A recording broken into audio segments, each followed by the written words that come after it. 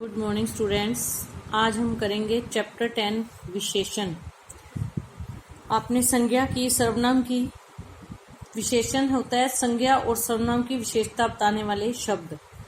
जो शब्द संज्ञा और सर्वनाम की विशेषता बताते हैं उनको विशेषण कहते हैं, और जिस चीज की वो विशेषता बता रहे हैं वो विशेष्य कहलाता है।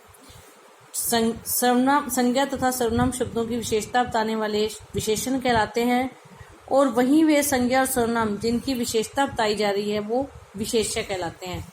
जैसे नीला आकाश। आकाश क्या है यहाँ पे? संज्ञा, और नीला होना उसकी विशेषता है, तो नीला विशेषण और आकाश विशेष्य। अब ये वाक्य में जैसे खूंखार शेर दहाड़ रहा है। शेर क्या है? संज्ञा, और खूंखार होना उसकी विशेषता है, तो खूंखार क्या है यहाँ पे? विशेषण, और शेर क्या है यहाँ पे? विशेष्य। बाहर कोई व्यक्ति घंटी बजा रहा है। व्यक्ति यहाँ पे क्या है? संज्ञा, और कोई विशेषण। तो ये व्यक्ति की विशेषता बताया है कोई, तो व्यक्ति क्या हो गया? विशेष्य, और उसकी विशेषता क्या है? कोई। तो संज्ञा और सर्वनाम की विशेषता बताने वाले शब्दों को विशेषण कहते हैं, और जिस संज्ञा और सर्वनाम की या जिसकी वो विशेषता बता रहा है वो विशेष्य कहलाते हैं। विशेषण के 4 भेद होते हैं: गुणवाचक विशेषण, परिमाणवाचक विशेषण, संख्यावाचक विशेषण और सार्वनामिक विशेषण।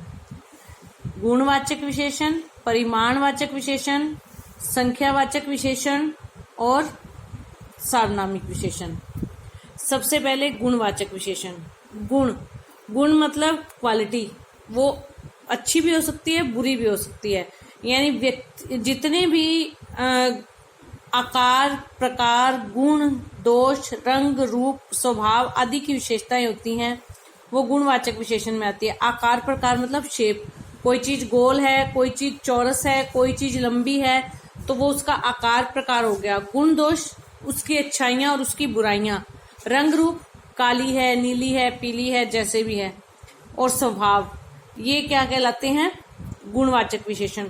गुणवाचक विशेषण में ये सारी विशेषताएं आती हैं: आकार, प्रकार, गुण, दोष, रंग, रूप, स्वभाव, अवस्था, स्थिति, दिशा, स्थान, स्वाद, देश, काल, समय।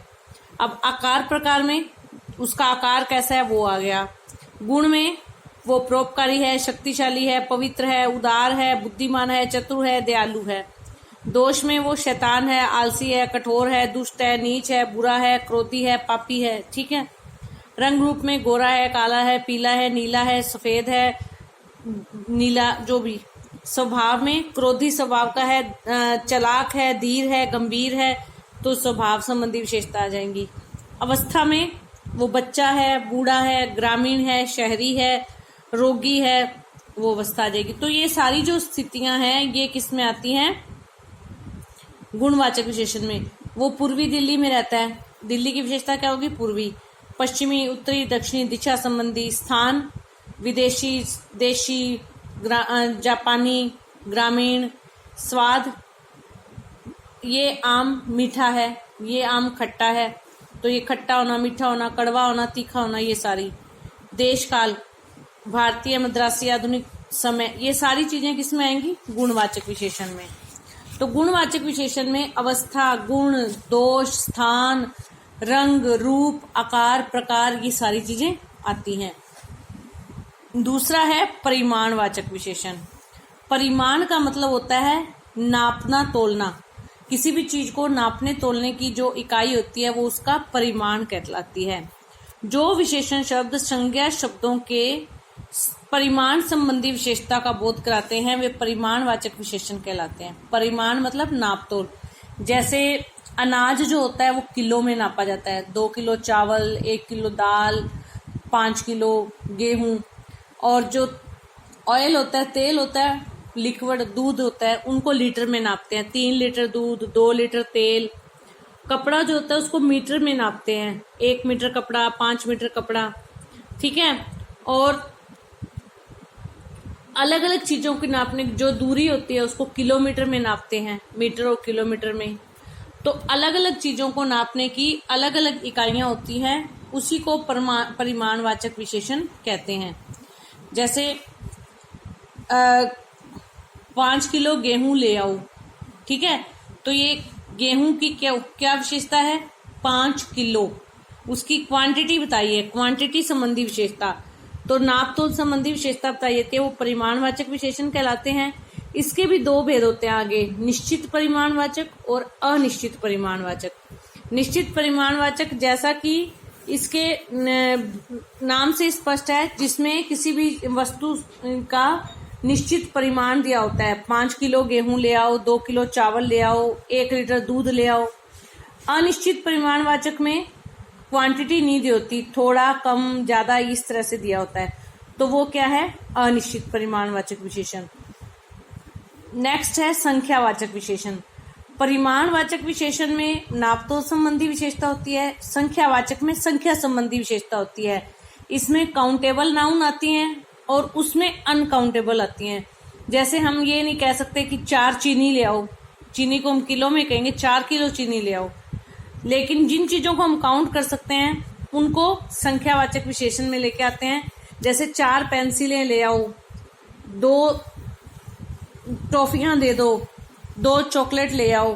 तो इस तरह से 8वीं कक्षा में 30 विद्यार्थी पढ़ते हैं, जिनमें 20 लड़कियां तथा 10 लड़के हैं। अब ये 20, 10, 8वीं, ये क्या है? संख्या संबंधी विशेषता। तो जो संख्या संबंधी विशेषता बताते हैं वो संख्यावाचक विशेषण कहलाते हैं। इसके भी दो भेद है, निश्चित संख्यावाचक और अनिश्चित संख्यावाचक। अब इसमें क्या है? कक्षा 8 में 30 विद्यार्थी पढ़ते हैं, 20 लड़कियां और 10 लड़के हैं।